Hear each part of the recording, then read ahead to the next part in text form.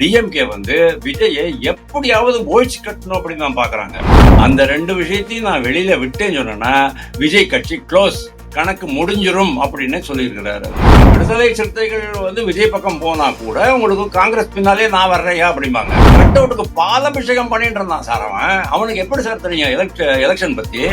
ஏடிஎம்கேக்கு எப்படி அவன் மன்சூர் அலிகானும் எஸ்டிபிஐயும் வந்து இமேஜை கெடுத்தாங்களோ அதே மாதிரி தான் இன்னைக்கு விஜய் கட்சிக்கும் இமேஜ் கெட்டு போறதுக்கான எல்லா வாய்ப்புகளும் இருக்கு. இந்துக்களை ஆட்டோமேட்டிக்கலி உங்ககிட்ட இருந்து விலகச் செய்யும். அதுதான் இங்க நடக்கிறது. விஜயை பொறுத்த வரைக்கும் அவர் வந்து ஒரு பரிசோதிக்கப்படாத கட்சி தான். விடுதலை சிறுத்தைகள் அண்ட் காங்கிரஸ் கட்சி விஜய் பக்கம் போச்சுன்னு சொன்னா டிஎம்கே அவுட்டு. தாவேகாவுக்கு ஆதரவு தெரிவிதாக தமிழ்நாடு முஸ்லிம் லீக் தலைவர் வந்து முஸ்தபா அவர்கள் ஆதரவு தெரிவிச்சிருக்காரு தாவேகாவுக்கு. என்ன மாதிரியான தாக்கத்தை ஏற்படுத்தும் சார்? இது தாக்கத்தை ஏற்படுத்துமா? நீங்க வேற. முஸ்தபாங்கிறது யாரு சார்? தமிழக முஸ்லிம் முஸ்லிம் லீக். ஆமா, தமிழ்நாடு முஸ்லிம் லீக். அது எனக்கு தெரிஞ்ச மாதிரி ரொம்ப பழைய கட்சி தான். கிட்டத்தட்ட ஒரு 50 வருஷமா இருக்கிறது தான். அது ரொம்ப வருஷம் 1970, 72, 73 தான் ஆரம்பிச்சாங்க அவங்க. அப்போ அதுக்கு தலைவர்கள்லாம் வேற மாதிரி இருந்தாங்க. அதுக்கப்புறம் அவங்களுக்கும் இந்த இந்தியன் யூனியன் முஸ்லீம் லீக் அப்படின்னுட்டு கேரளால ஒரு கட்சி இருந்தது. இப்போ கூட இருக்கு. அவங்களுக்கும் இவங்களுக்கும் ஏதோ இது இருந்தது, தொடர்புகள்லாம் இருந்தது. அப்போ வந்து ஓரளவுக்கு அவங்களுக்கு ஒரு விசிபிலிட்டி இருந்தது. ஏன்னா அந்த பழைய தலைவர் பேர்லாம் நான் மறந்துட்டேன். இருந்தாங்க. அதுக்கப்புறமா 1977 எம்ஜிஆருடைய அந்த வெற்றிக்கு பிறகு அது என்ன ஆயிடுச்சு அப்படின்னா, அந்த கட்சியை வந்து நீங்க வந்து பேரை மாத்திக்கிங்கன்னு சொல்லிட்டு அப்பதான் தமிழ்நாடு சம்திங் அப்படின்ட்டு மாத்தினாங்க. இந்த முஸ்லீம் லீக்னு மாத்தினாங்க. இந்த கட்சியில இதே கட்சியில கேரளால இருந்தவங்க எல்லாம் இந்தியன் யூனியன் முஸ்லீம் லீக்ல ஜாயின் பண்ணிட்டாங்க. முகமது கோயா அப்படின்ட்டு ஒரு மிகப்பெரிய தலைவர் இருந்தாரு, இஸ்லாமிய தலைவர். அவரை வந்து அவங்க இழுத்துக்கிட்டாங்க. அதுக்கப்புறமா இந்த கட்சி ஒண்ணுமே இல்லாம போச்சு. இப்போதான் சமீபத்துல ஏதோ சில விஷயங்கள்ல, அதாவது சமூக பிரச்சனைகள்ல அவங்க வந்து இப்போ ட்வீட் போட ஆரம்பிச்சிருக்கிறாங்க. பத்திரிகைகள் தங்களுடைய பெயர் வர்ற மாதிரி அவங்க பண்ணிக்கிட்டு இருக்கிறாங்க. நான் என்ன சொல்றேன், தமிழ்நாட்டுல எவ்வளவு முஸ்லீம் பாப்புலேஷன் இருக்கு? கிட்டத்தட்ட ஒரு 40, 45 லட்சம் பேர் இருக்கிறாங்க. மேபி 50 லட்சம் பேர் இருக்கிறாங்கன்னு வச்சுக்கோங்க. அங்கேருந்து வந்தவங்க, இங்கேருந்து வந்தவங்க. அதுக்கப்புறமா வந்து இனத்தொகை பெருக்கத்தினால 2011 ஸ்டாட்டிஸ்டிக்ஸ் மட்டும் வச்சு நான் சொல்றேன். அதுல இருந்து இன்னும் ஒரு 10 லட்சம் இன்க்ரீஸ் ஆயிருக்கலாம் அப்படின்னு நீங்க வச்சுக்கலாம். 54 லட்சம் பேர் இருந்தாங்க கூட. எவ்வளவு இஸ்லாமிய கட்சிகள் இருக்கு தெரியுமா உங்களுக்கு? 5, 6 இஸ்லாமிய கட்சிகள் இருக்கு. தேசிய கட்சிகளோ மாநில கட்சிகளை விட இந்த இஸ்லாமிய கட்சிகள்லாம் பிரிவுகள் ரொம்ப ஜாஸ்தி இருக்கு. அப்படின்னா என்ன அர்த்தம்? அவங்களுக்கு ஏதோ ஒரு ப்ராப்ளம் இருக்கு. அவங்க வந்து ஒரே முகமாக ஒரே சிந்தனை உடையவர்களாக இல்லை. தங்களுடைய சமுதாயத்தில் அவர்களுக்கு ஏற்பு இல்லை. அதாவது அவங்களுடைய சமுதாயத்தையே அவங்க ஏத்துக்கலாங்கிற மாதிரி தான் நான் பாக்குறேன். அதனால்தான் கட்சி பிரிஞ்சு போயிட்டு இருக்கு. யாருமே இஸ்லாமியர்களுக்கு ஒரு ரெப்ரசன்டேட்டிவாக இல்லை. அதாவது ஒரு ரெப்ரசன்டேட்டிவ் கேரக்டர் இந்த கட்சிகளுக்கு கிடையாது அப்படிங்கிறது ஒண்ணு. ஃபர்ஸ்ட் அவங்க பிரிஞ்சு போயிடுறாங்க. சின்ன கட்சிகளா உருவாயிட்டு இருக்கிறாங்க. ரெண்டாவது இவங்க வந்து ரெப்ரசன்டேட்டிவ் இது கிடையாது. அதாவது முஸ்லிம் சமுதாயத்துக்கு நாங்க தான் ரெப்ரசன்டேட்டிவ் அப்படின்னு உரிமை கொண்டாடுவதற்கான ஒரு இது கிடையாது. ஆனால் ஒரு நல்ல விஷயம் நான் என்ன பாக்குறேன் தெரியுமா? இஸ்லாமிய கட்சிகள் எவ்வளவு பிளவுபட்டு போயிருந்தாலும் கூட அவங்க எல்லாமே ஒட்டு மொத்தமா என்ன பண்ணுவாங்க தெரியுமா? 95% வாக்காளர்களை வாக்குச்சாவடி கூட்டிட்டு போயிட்டு ஓட்டு போட வைப்பாங்க. ஒண்ணு. ரெண்டாவது, அவங்க போடுற ஓட்டு எல்லாமே ஒண்ணு காங்கிரஸ் கட்சி பலமா இருக்கிற மாநிலங்கள்ல காங்கிரஸ் கட்சிக்கு போகும். ரெண்டாவது எங்க போகும்? டிஎம்கே மாதிரி மாநில கட்சிகளுக்கு போகும். இங்க டிஎம்கே போகும், அங்கே அகிலேஷ் யாதவுக்கு போகும், கேரளால சிபிஎம்முக்கு போகும், காங்கிரஸுக்கும் போகும், சிபிஎம்முக்கும் போகும். வெஸ்ட் பெங்கால்ல வந்து சிபிஎம்முக்கும் போகும், சிபிஎம்முக்கு போய்கிட்டு இருந்தது. காங்கிரஸ் கம்ப்ளீட்டா அவங்க கழட்டி விட்டுட்டாங்க. இப்போ சிபிஎம்மும் வந்து ஆல்மோஸ்ட் 0 லெவலுக்கு போயிடுச்சு. அதனால இப்போ அங்க வெஸ்ட் பெங்கால் ஆதரவால சார் முஸ்தபா ஆதரவால இப்ப தாவேகாவுக்கு ஒரு சிறுபான்மை மக்கள் மத்தியில ஒரு பெரிய ஒரு அந்தஸ்து உயர வாய்ப்பு இருக்கா? அங்கதான் நான் வந்துகிட்டு இருக்கேன். இப்போ அந்த மாதிரி போனதுக்கு அப்புறமா அவங்க வந்து ஒரே, அதாவது எல்லா முஸ்லிம்களும் ஒன்று சேர்ந்து ஒரு கட்சிக்கு ஆதரிக்கிறது அப்படிங்கிறது, ஒரு கட்சிக்கு வாக்களிக்கிறதுங்கிறது ஒரு ரொம்ப அருமையான சமாச்சாரம். இப்போதான் நீங்க கேட்ட கேள்விக்கு ஆன்சர் வர்றது. அதாவது இதனால விஜய் கட்சிக்கு ஏதாவது ஒரு பெரிய பெனிஃபிட் இருக்க போறதா அப்படின்னு கேட்டேன்னா, எனக்கு என்னவோ இல்ல அப்படின்னு நான் நினைக்கிறேன். எனக்கு என்ன தோன்றது, நீங்க ஒரு ஜஸ்ட் ஒரு 6 மந்த்ஸ் பின்னால போய் பாருங்க. மகாராஷ்டிரா தேர்தல் நடந்தது சார். மகாராஷ்டிரா தேர்தலில் உலேமா கவுன்சில்காரங்க என்ன பண்ணாங்க, ஆல் இந்தியா உலேமா கவுன்சில்காரங்க 17 கோரிக்கைகளை எடுத்துட்டு வந்தாங்க. குடியுரிமை சட்ட திருத்தம் ரத்து செய்ய வேண்டும் அப்படின்ட்டு ஆரம்பிச்சு வரிசையா ஒரு 17 கோரிக்கைகளை போட்டு காங்கிரஸ் கட்சிக்கு சொன்னாங்க, நாங்க உங்களுக்கு வாக்களிப்போம் அப்படின்னாங்க. அது எப்பேற்பட்ட ஒரு பிம்பத்தை ஏற்படுத்துச்சுன்னு தெரியுமா? அதாவது காங்கிரஸ் கட்சி இஸ்லாமியர்களுக்காகவே வேலை செய்யற கட்சிங்கிற மாதிரி ஒரு பிம்பம் வந்துச்சு. கர்நாடகால என்னாச்சு? கர்நாடகால சித்தராமையா கண்டெஸ்ட் பண்ண எலெக்ஷன்ல, அதாவது 2023 மே மாசம் நடந்த எலெக்ஷன்ல எஸ்டிபிஐ ரொம்ப கிளியரா சொல்லிட்டாங்க, மொத்த இஸ்லாமிய வாக்குகளை நாங்க திரட்டி உங்கள்கிட்ட கொடுக்குறோம், அப்போ நீங்க ஜெயிச்சிடலாம். ஆனா அதுக்கப்புறமா எங்களுக்கு நீங்க அந்த சலுகை பண்ணணும், இந்த சலுகை கொடுக்கணும், அதை கொடுக்கணும், இதை கொடுக்கணும் சொன்னாங்க. அதனால காங்கிரஸ் கட்சி அப்படின்னாலே கிட்டத்தட்ட ஒரு இஸ்லாமிய கட்சிங்கிற மாதிரி ஒரு கெட்ட பேர் வந்துச்சு. அதனாலதான் அங்க, அதாவது கர்நாடகா நடந்தது ரிப்பீட் ஆகக்கூடாதுங்கிறதுனால தான் மகாராஷ்டிரால ஒரு மிகப்பெரிய ஹிந்து கன்சாலிடேஷன் ஆரம்பிச்சது. அது வெற்றிகரமா முடிஞ்சது. கடைசியில காங்கிரஸ் கட்சி 16 இடங்கள்ல தான் வெற்றி பெற முடிஞ்சது. நீங்க பாருங்க. அதே மாதிரிதான் இங்க தமிழ்நாட்டுல என்ன இருக்கு, ஏடிஎம்கேல எடப்பாடி பழனிசாமி என்னங்க சொன்னாரு சொல்லுங்க. அவர் என்ன சொன்னாரு, மெகா கூட்டணி அமைப்போம். பாஜக கூட எவ்வளவு வேணா நீங்க காரணங்கள் சொல்லுங்க, ஆனா அவர் சொன்ன காரணம் தவறு. அவர் என்ன காரணம் தவறா சொன்னார் தெரியுமா? அவங்க கூட இருந்தா இஸ்லாமியர்கள் வாக்குகள் கிடைக்காது அப்படின்னு, அதாவது சிறுபான்மையினர் வாக்குகள் கிடைக்காது அப்படின்னு சொன்னாரு. அதுக்கப்புறம் என்னாச்சு? அதுக்கப்புறமா பெரிய பெரிய, அதாவது 5-6 கட்சிகள் நான் சொன்னேன் தமிழ்நாட்டுல இருக்குன்னுட்டு, அவங்க யாருமே வரல. மனிதநேய மக்கள் கட்சி வரல, தமீமும் அன்சாரி வரல, இவரும் வரல, ஜவஹர்லாவும் வரல. ஆனா யார் வந்தாங்க? மன்சூர் அலிகான் வந்தாரு. அதே மாதிரி எஸ்டிபிஐ வந்தாங்க. அவங்களெல்லாம் வச்சுக்கிட்டு நீங்க வந்து ஒரு கட்சி நடத்துறீங்க, அவங்கள கூட்டணியில வச்சுக்கிறீங்க, வேற யாருமே உங்களுக்கு கூட்டணியில வரல அப்படின்னு சொன்னா, அது உங்களுடைய கட்சிக்கு பாதிப்பு ஏற்படுமா? இமேஜ் பாதிப்பு ஏற்படுமா? ஏற்படாதான்னு நீங்க சொல்லுங்க. அதாவது ஏடிஎம்கேக்கு எப்படி அந்த மன்சூர் அலிகானும் எஸ்டிபிஐயும் வந்து இமேஜ கெடுத்தாங்களோ, அதே மாதிரிதான் இன்னைக்கு விஜய் கட்சிக்கும் இமேஜ் கெட்டு போறதுக்கான எல்லா வாய்ப்புகளும் இருக்கு. நான் என்ன நினைக்கிறேன், இந்த மாதிரி ஒரு இஸ்லாமிய கட்சி ஆதரவு கொடுக்குறோம் அப்படின்னு வந்தாலே, இவர் என்ன பண்ணிருக்கணும், வேண்டாம், அந்த மாதிரி நம்ம சொல்ல வேண்டாம். அதாவது ஆதரவு கொடுக்கறதுக்கு வந்தாங்கன்னு சொன்னா ஓகே, அதாவது நீங்க வந்து ரிசீவ் பண்ணுங்க, முடிச்சிருங்க விஷயத்த.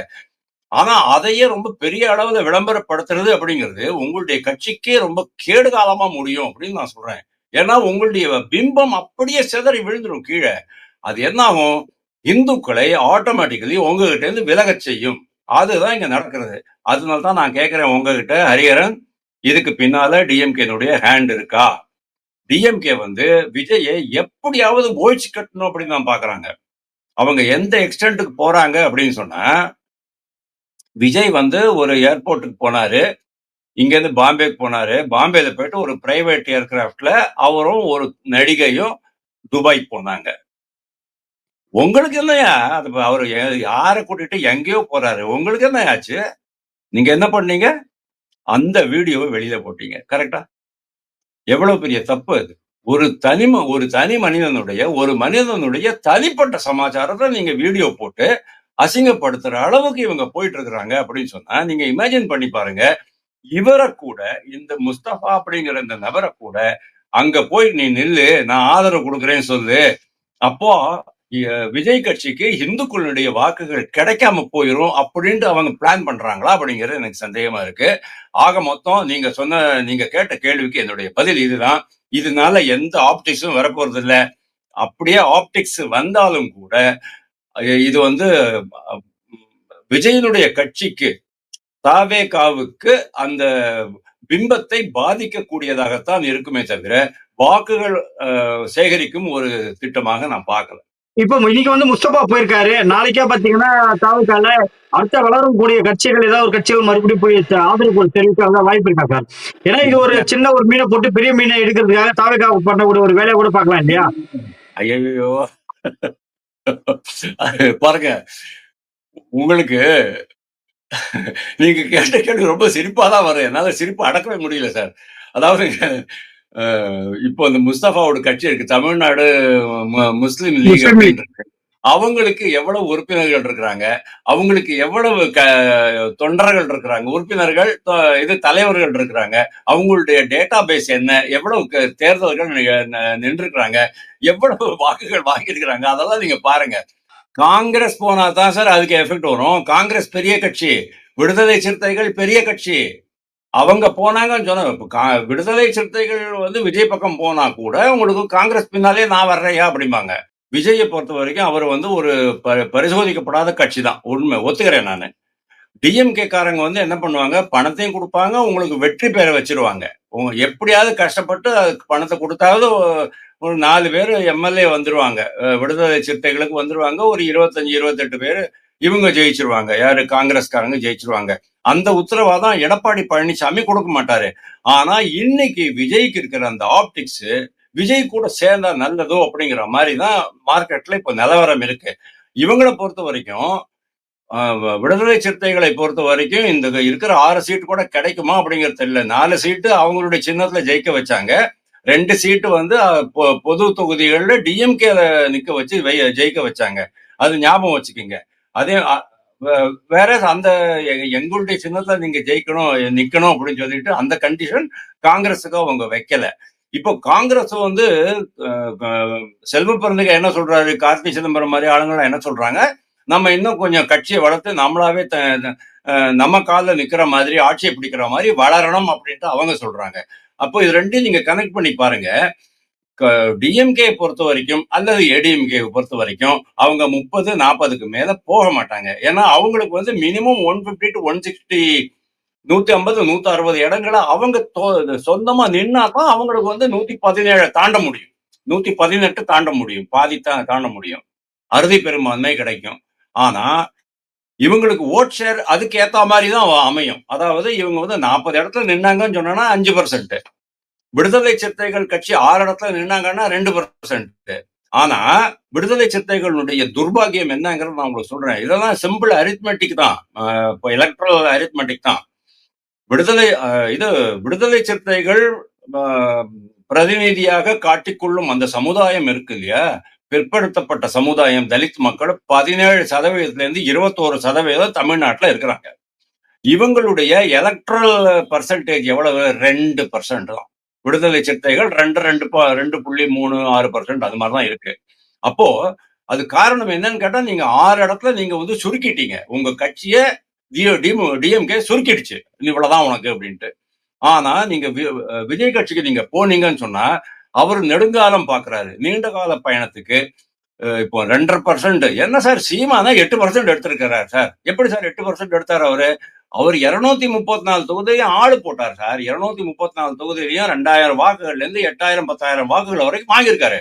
அதனால அவருடைய ஓட் பர்சன்டேஜ் ஜாஸ்தியாகுது. அவருக்கு ஒரு மதிப்பு, பெருமை, கௌரவம் வருது. இவருக்கு அந்த கௌரவம் வராத காரணம் அதுதான். இப்போ இந்த 2 கட்சிகளுமே விஜய் பக்கமா போனாங்கன்னு சொன்னா, விஜய் கிட்ட மெயின் டிராபேக், குறைபாடு என்ன அப்படின்னா, அவர்கிட்ட 234 தொகுதிகளுக்கும் வேட்பாளர் கிடையாது. காங்கிரஸ் கட்சிக்கு அனைத்து தொகுதிகளிலும் 8000-லேருந்து 5000-லேருந்து 10,000 வாக்குகள் இருக்குங்கிறது நீங்க தெரிஞ்சுக்கணும். அப்போ அவங்களால அங்க ஆளுகளை நிறுத்த முடியும். அவங்களுக்கு வந்து வேலை செஞ்ச அனுபவம் இருக்கு. விஜய் கட்சிக்கு அது கிடையவே கிடையாது. சும்மா நேர்த்திக்கு வரைக்கும் ரசிகர் சார். அவன் கட் அவுட்டுக்கு பாலாபிஷேகம் பண்ணிட்டு இருந்தான் சார். அவனுக்கு எப்படி சார் தெரியும் எலெக்ஷன் பத்தி? தேர்தல் களத்துல எப்படி வேலை செய்யணும், எப்படி வாக்குச்சாவடி மேனேஜ் பண்ணணும், வாக்காளர்களை எப்படி கூட்டிட்டு வரணும், என்னென்ன பேசணும், என்னென்ன பேசக்கூடாது ஒண்ணுமே தெரியாது சார் அவங்களுக்கு. அதனாலதான் விஜய் வந்து இந்த 2 கட்சிகளுக்கும் இது போட்டுக்கிட்டு இருக்கிறாரு, தூண்டில் போட்டுக்கிட்டு இருக்கிறாரு. மோஸ்ட் ப்ராபபிளி இந்த 2 கட்சியும் போயிடுச்சு சொன்னா, விஜய் பக்கம் போயிடுச்சு சொன்னா, டிஎம்கே அவுட்டு. விடுதலை சிறுத்தைகள் அண்ட் காங்கிரஸ் கட்சி விஜய் பக்கம் போச்சுன்னு சொன்னா அதுக்கு ஒரு பெரிய ஆப்டிக்ஸ் வரும். அடா இவங்க 2 பேரும் வந்துட்டாங்களா, உடனே கம்யூனிஸ்ட் கட்சிகள் போகும். உடனே பாருங்க தேமுதிக அங்க போகும். ஏன்னா தேமுதிகவுக்கு இந்த வருஷம் அவங்க குடுப்பாங்களான்னு தெரியல எனக்கு. அதாவது விஜய் பிரபாகரனுக்கு வந்து அந்த ராஜ்யசபா சீட்டு சொல்லி வச்சிருக்காங்க. அவ்வளவுதான். ஆல்ரெடி பிரேமலதா அம்மா வந்து நேத்துக்கே முந்தா நாளா சொல்லிட்டாங்க. அதெல்லாம் டிசைட் பண்ணிக்குவோம் அப்படின்னுட்டு. மோஸ்ட்லி அவங்க வந்து ரொம்ப நம்பிக்கையோட இருக்காங்க. ஏடிஎம்கேல இருந்து நம்மளுக்கு கிடைக்கும் அப்படின்ட்டு. ஆனால் எடப்பாடிக்கு இன்னைக்கு இருக்கிற அந்த பிரஷர், அந்த கட்சிக்குள்ள இருக்கிற பிரஷர் நீங்க பாத்தீங்கன்னு சொன்னா விஜய் பிரபாகரனுக்கு ராஜ்யசபா சீட்டு கிடைக்காது. அந்த மாதிரி சமயத்துல இவங்களும் அங்க போவாங்க. இந்த மாதிரி முஸ்தபா மாதிரி அதாவது ஊர் பேர் தெரியாத முகம் தெரியாத ஒரு நபர், அட்டை பேடு கட்சி அப்படின்னு சொல்லப்படுகிற அந்த கட்சிகள்லாம் விஜய் பின்னால போறதுல விஜய்க்கு எந்த விதமான பலனும் கிடையாது. இடஒதுக்கீட்டுல ஆரம்பிச்சு அமரன் படத்துல வர காட்சிகள் வரைக்கும் நாங்க திமுக கிட்ட வலியுறுத்தணும். ஆனா எதுவுமே பாத்தீங்கன்னா திமுக செவி சாய்க்கல அப்படின்னு ஒரு காரணத்தை சொல்லியிருக்காரு. அதனால நான் இங்க தாவேக்காவுக்கு ஆதரவு கொடுத்திருக்கோம் அப்படின்னு சொல்லியிருக்காரு. இப்ப இவரோட ஆதரவு சிறுபான்மையினர் மக்கள் மத்தியில விஜய் மீது ஒரு பக்க ஆதரவு சாயத்துக்கு வாய்ப்பு இருக்கா சார்? சான்ஸே கிடையாது, சான்ஸே கிடையாது. Just ignore it. நீங்க ரொம்ப பயங்கரமா யோசிக்கிறீங்க, கால்குலேஷன் போடுறீங்க. அவ்வளவுதான், ஒண்ணுமே கிடையாது. சிறுபான்மையினருடைய நலன் பத்தி டிஎம்கே தான் பிரமாதமா பண்ணிக்கிட்டு இருக்கு அப்படிங்கறதுலாம் கிடையாது. ஜெயலலிதா பீரியட்ல எப்படி இருந்தது? ஜெயலலிதா வந்து எம்ஜிஆரும் சரி, ஜெயலலிதாவும் சரி. ஜெயலலிதா ஒரு பிராமண பெண்ணு.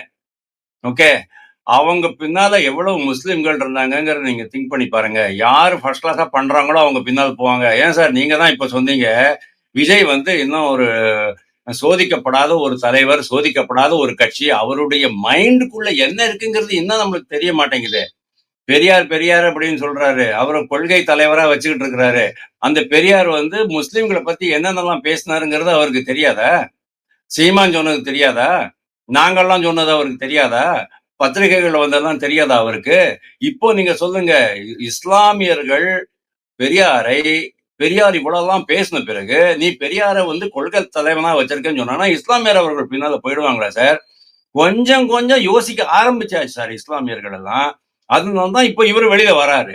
ஆனா இவர் வராரே அப்படிங்கறதுனால எல்லாருமே மொத்தமா வந்துரும் அப்படின்னு நான் சொல்லல சார். ஆனா விஜய் ஒரு கார்பரேட்டர் எலெக்ஷன்ல நின்று ஜெயிச்சு, ஊராட்சி ஒன்றியத்துல ஜெயிச்சு, அதுக்கப்புறமா ஒரு எம்எல்ஏ ஆகி, அதுக்கப்புறமா தான் அவருடைய உண்மையான திறமை. அதாவது அரசியல், நீங்க வந்து ஒரு சினிமா படம் எடுக்கிற மாதிரி கிடையாது அரசியல். சினிமா படத்துல வந்து எம்ஜிஆர் மாதிரி இசையமைப்பாளர் கூட அவர் தான் ஃபில் பண்ணுவாரு. யாரு பாடணுங்கிறது கூட அவரு தான் ஃபிக்ஸ் பண்ணுவாரு. எம்.எஸ். விஸ்வநாதன் டியூன் போட்டுக்கிட்டு எம்ஜிஆர் வீட்டுக்கு போயிட்டு அவருக்கு போட்டு காமிப்பாரு. ஏய் மாதிரி போட்டிருக்க பாடுறா அப்படிம்பாரு. எம்ஜிஆருக்கு பிடிச்சிருந்தா தான் அந்த டியூனு. அப்படி இல்லைன்னு சொன்னா அந்த அளவுக்கு அவர் வந்து திரைப்படத்துல எல்லா துறைகள்லயும் கை வச்சுட்டு இருப்பாரு. அது திரைப்படத்துல நடக்கும். இங்க நடக்காது. இங்க வந்து அவர் வந்து அன்டெஸ்டடு.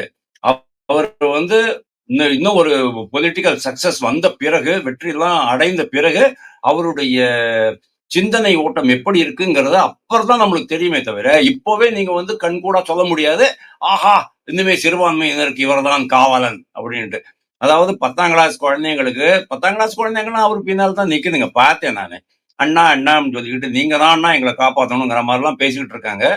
மொத்தமாவே ஒரு அடிமைத்தனம் வளர வளர ஆரம்பிச்சிருச்சு. விஜயனுடைய கட்சிக்குள்ளேயே ஒரு அடிமைத்தனம் வளர ஆரம்பிச்சிருச்சு. எப்படி இவங்கெல்லாம் சசிகலா முன்னால் நமஸ்காரம் பண்ணாங்க, விழுந்து கும்பிட்டாங்க, தவழ்ந்து போனாங்கலாம் சொல்றீங்கல்ல, அதே மாதிரி இப்போ விஜய் கட்சியிலையும் ஆரம்பிச்சாச்சு. அதே கல்ச்சர், அதே கலாச்சாரம், கெட்ட கலாச்சாரம் அது. அது ஆரம்பிச்சிருக்கு. அந்த மாதிரி குழந்தைங்களுக்கெல்லாம் வந்து ஒரு பகுத்தறியும் தன்மை இருக்காது சார். அதனால இவங்களுக்கும் அதேதான். அதாவது இவங்களும் பிளைண்டா நினைக்கிறாங்க விஜய் தான் நம்மளுடைய பாதுகாவலரா இருப்பார் அப்படின்னுட்டு. அந்த மாதிரி நீங்க நினைச்சீங்கன்னு சொன்னா, அதாவது இந்த சமுதாயம் அப்படி நினைக்கிறது சொன்னா, அவங்களுக்கு ஒரு மிகப்பெரிய ஏமாற்றம் தான் மிஞ்சும் என்பதுல எனக்கு எந்த சந்தேகமும் கிடையாது. உங்க பார்வையில திமுகவை பலவீனப்படுத்த விஜய் என்ன மாதிரியான அரசியல் வியூகங்களை வகுக்கணும் sir? Very good, first class. ஒரே பாயிண்ட் தான் நான் சொல்லுவேன். இதுக்கு வந்து ரொம்ப கன்ஃபியூஷனே வேண்டாம். ஒரே பாயிண்ட். இப்போ சீமான் வந்து ஆன்டி திராவிடம் அப்படின்னு வச்சிருக்கிறாரு. இவர் என்ன பண்ணணும், தன்னைத்தானே திராவிடனாவே காமிச்சுக்கிறாரு. நீட்டு தேர்வு வேண்டாங்கிறாரு, இருமொழி கொள்கை வேண்டாம்ங்கிறாரு, பொதுப்பட்டியல்ல கொண்டு வான்றாரு, இந்தி திணிக்காதேங்கிறாரு. ஏதாவது கொஞ்சமாவது நீங்க வந்து மாறுபட்ட சிந்தனையோட வந்திருக்கீங்களா? கிடையாது. மாறுபட்ட சிந்தனை வேணும். நேத்துக்கு அண்ணாமலையினுடைய இது பாத்தீங்களா? அண்ணாமலையினுடைய அந்த இன்டர்வியூ 1 ஹவர் 12 மினிட்ஸ் இன்டர்வியூ நீங்க பாருங்க. என்னமா பொளந்துகிட்டு இருக்கிறான்னு பாருங்க நீங்க. அவர் பேசின ஏதாவது ஒரு பேச்சு, ஒரு புள்ளி விவரம் தவறுன்னு நீங்க சொல்லுங்க. அவ்வளவு பெர்ஃபெக்ட்டா பேசிட்டு போறாரு. அவ்வளவு கேஷுவலா ஹேண்டில் பண்ணிட்டு போறாரு. ஆக்ரோஷமா பேசுறாரு. என்னடா இது கூட புரிஞ்சுக்காம இருக்கிறீங்க அப்படின்ட்டு. பத்திரிகையாளர்கள் உங்கள மாரி பத்திரிகையாளர்கள் அங்க போயிட்டு அசட்டுத்தனமா கேள்வி கேட்கறாங்க. கேந்திரிய வித்யாலயில ஹிந்தி இல்ல அப்படிங்கிறாங்க. கேந்திரிய வித்யாலயில ஏன் இத மும்மொழி கொள்கை இல்ல அப்படின்னு கேட்கறாங்க. அங்க ஒரு ஸ்கூல் டீச்சர் அங்க கேந்திரிய வித்யாலய ஸ்கூல் டீச்சரே வந்து நாங்க பண்ணி சொல்லிக் கொடுக்குறோம்டா அப்படின்னு சொல்றாங்க. சான்றிதழ் கொடுக்குறோம் அப்படின்னு சொல்றாங்க. அந்த அளவுக்கு அவங்க சொல்றாங்க. இப்போ இப்போ இவங்களுக்கு எல்லாமே விஜயை பொறுத்த வரைக்கும் ஒரு ஒரு கிளியர் ஸ்டாண்ட் எடுக்கணும் சார். அதாவது நீங்க வந்து ஏடிஎம்கே மாதிரியும் இருக்கிறீங்க, டிஎம்கே மாதிரியும் இருக்கிறீங்க. விடுதலை சிறுத்தைகளுடைய சாயலும் இருக்கு, மதிமுகவுடைய சாயலும் இருக்கு, அப்புறமா காங்கிரஸ் கட்சியினுடைய சாயலும் இருக்கு. எல்லாம் அடிமை தானே. அப்படி இருக்கும்போது அப்படி இருக்கும்போது எப்படி இவர் வந்து கட்சியை முன்னால் நடத்த போறாரு? கொள்கை முரண்பாடு ஏகப்பட்டது இருக்கு. நாங்க வந்து பெரியாருடைய கடவுள் மறுப்பு கொள்கையை ஏற்றுக்கொள்ளவில்லை சொன்னா அவரு சீர்கெட்டு போகட்டும், ஒழுக்கம் தவறிய ஒரு சமுதாயத்தை ஏற்படுத்துவோம் அப்படிங்கிற முயற்சி தான் அவர் பண்ணிக்கிட்டு இருந்தாரு. பெண் உரிமை பொறுத்த வரைக்கும், பெண்களை பொறுத்த வரைக்கும், இஸ்லாமியர்களை பொறுத்த வரைக்கும், பட்டியலின மக்களை பொறுத்த வரைக்கும் அவர் என்னென்னலாம் சொன்னார் சொல்லுங்க. தமிழை பற்றி என்ன அதெல்லாம் நீங்க ஏத்துக்கிறீங்களா சார் நீங்க? இதுதான் கொள்கை குழப்பம் அப்படிங்கிறது. அதனால நீங்க என்னதான் 3 பேரை வச்சுக்கோங்க. பிரசாந்த் கிஷோர் வச்சுக்கோங்க, ஆதவ அர்ஜுனாவை வச்சுக்கோங்க, நம்ம இவரை வச்சுக்கோங்க, ஜான் ஆரோக்கியம் வச்சுக்கோங்க. எதுவுமே வேலைக்கு வராது. கொள்கை குழப்பம் இருக்கக்கூடாது. நீங்க உங்களையே மாறுபட்ட கட்சியாக காமிக்கணும். ஏன் சார் பாரதிய ஜனதா கட்சி காங்கிரஸ் முக்து பாரத், காங்கிரஸ் இல்லாத பாரதம் அப்படின்ட்டு 2013ல நரேந்திர மோடி பிரதமராகிறதுக்கு முன்னாலேயே சொன்னாரு. இன்னைக்கு வந்து அது நடந்திருக்கு. எப்படி நடந்திருக்கு? அதுதான் நீங்க மாறுபட்ட கட்சியா காமிக்கணும். ஊழல் இல்லாத ஒரு கட்சியா காமிக்கணும். இப்போ அவருக்கு வந்து ஆட்சியில் இல்ல, அதனால ஊழல் இல்ல நம்ம சொல்றோம் இல்லையா? ஆனா கொள்கை முரண்பாடு இருக்கே. நேத்துக்கு இவர் என்ன சொன்னாரு? அண்ணாமலை என்ன சொன்னாரு? இருமொழி கொள்கையை விஜய் எதிர்க்க காரணமே அவருக்கு பிரைவேட் எஜுகேஷன்ல ஒரு மிகப்பெரிய ஸ்டேக் இருக்கு. ஒத்துக்கிறீங்களா? வெளிச்சம் யாரை போட்டு கேட்க கட்டாரு சார். விஜயோட ஸ்கூல வெளிச்சம் போட்டு கட்டாரு அண்ணாமலை நேத்து. ஆமா, ஆமா. அந்த அக்ரிமெண்ட் காப்பியா கூட காமிச்சிட்டாரு அவரு. அது மட்டும் இல்ல. விஜய பொறுத்த வரைக்கும் இன்னொன்னு அவர் சொல்லிருக்காரு. இன்னும் 2 விஷயம் என்கிட்ட இருக்கு. அந்த 2 விஷயத்தையும் நான் வெளியில விட்டேன்னு சொன்னேன்னா, விஜய் கட்சி க்ளோஸ்.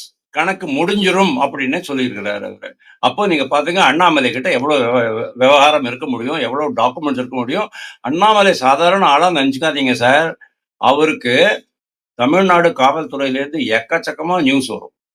ரகசிய கோப்புகள் வரும். 2 உளவுத்துறையிலேருந்து கோப்புகள் வரும். 3 அரசியல் வட்டாரங்கள்ல இருந்து போட்டு கொடுக்கறவங்க எல்லாம் இருப்பாங்கல்ல, போட்டு கொடுக்கறவங்க இருப்பாங்கல்ல. இப்போ விஜய் கட்சியில எல்லாமும் ஜாயின் பண்ண உடனே டிஎம்கேல இருந்து ஏடிஎம்கேல இருந்து ஜாயின் பண்ண உடனே அங்க இருக்கிறவங்களே ஏடிஎம்கேக்கும் டிஎம்கேக்கு தலைமையில சொல்லிட்டாங்க. உங்க ஆளு இங்க வந்திருக்கிறான்பா, உங்க ஆளு இங்க வந்திருக்கிறான், ஹரிஹரன் உங்க வட்ட செயலாளர் தானே, அவன் இங்க வந்திருக்கிறான் அப்படிமா போட்டு கொடுத்துருவாங்க. பிளஸ் அண்ணாமலையினுடைய மிகப்பெரிய பலம் எது தெரியுமா? உள்துறை அமைச்சகம் டெல்லியில உட்கார்ந்துருக்க அது குண்டு. அவர் தான் மேக்சிமம் அவருக்கு ஹெல்ப் பண்றது. எல்லா விதத்துல இருந்தும் அவருக்கு வந்து இன்ஃபர்மேஷன் கிடைக்கிறது. நீங்க நினைச்சுக்கிட்டு இருக்கீங்க சவுக்கு சங்கருக்கு மட்டும் தான் கிடைக்குதா? அண்ணாமலைக்கு அதோட ஜாஸ்தி கிடைக்கிறது இப்போ. ஓகே, சவுக்கு சங்கர் தான் கொஞ்சம் அடக்கி வாசிக்கிறாரு. அண்ணாமலைக்கு எக்கச்சக்கமா கிடைக்கிறது. அவருடைய என்னது இன்டிஸ்பியூட்டபிள், அதாவது சர்ச்சைக்கு அப்பாற்பட்ட தரவுகளை தான் அவர் வச்சுக்கிட்டு இருக்கிறாரு. அப்படி இருக்கும்போது விஜய் யோசிக்கணும்.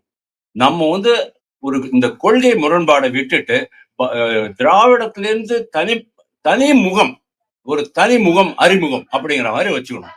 அப்போதான் அவருக்கு வந்து வெற்றி கிடைக்குமே தவிர கமலஹாசனை விட ஜாஸ்தி வாங்குவார் சார். நான் ஒத்துக்கிறேன் சார். கமலஹாசன் 3.56ன்னா அதை விட அவர் ஜாஸ்தி வாங்குறதுக்கு சான்ஸ் இருக்குது. நான் இல்லைன்னு சொல்லல. மேபி விஜயகாந்த் வரைக்கும் வரலாம். அதுக்கு மேல அவரால் வளர முடியாம போயிடும். ஏன்னா உங்களுக்கு எதிரா இருக்கிறவங்க எல்லாம் பழங்கன்னு கொட்டை போட்டு மகா விருட்சம், அதாவது பெரிய ஆலமரமா வளர்ந்தவங்க யாரு? ஏடிஎம்கே, டிஎம்கே, பாரதிய ஜனதா கட்சி. தமிழ்நாட்டுல வளரல, பரவாயில்ல, வளர்ந்துகிட்டு இருக்கு. பட் ஆல் இந்தியா லெவல்ல இருக்கு. இன்னைக்கு அண்ணாமலை மாதிரி ஒரு தலைவர் இருக்கிறாரு. நீ என்ன மூவ் பண்றியோ அதுக்கு செக்மேட் வைக்கிறதுக்கு லெஸ் தென் 24 ஹவர்ஸ்ல அண்ணாமலை செக்மேட் வைப்பாரு. களம் ரொம்ப கஷ்டம் விஜய், நடிகர் ஜோசப் விஜய்க்கு. அதனால தான் சொல்றேன், நீங்க வந்து உங்களுடைய பார்வையை மாத்திக்கிங்க, புதிய சிந்தனையை உருவாக்குங்க. அந்த பழைய திராவிட மாடல் பழைய வயலினே போட்டுக்கிட்டு இருக்காதீங்க சொல்றேன். சொல்லுங்க. நடப்பு அரசியல் குறித்து பல்வேறு கட்சிகள் இப்படி மிக்க மிக்க நன்றி sir. Thank you. Like, share and subscribe. Subscribe பண்ணாதவங்க இப்பவே சப்ஸ்கிரைப் பண்ணிருங்க. எங்களோட அப்டேட்ஸ் உங்களுக்கு வரணும்னா பெல் பட்டனை பிரஸ் பண்ணுங்க.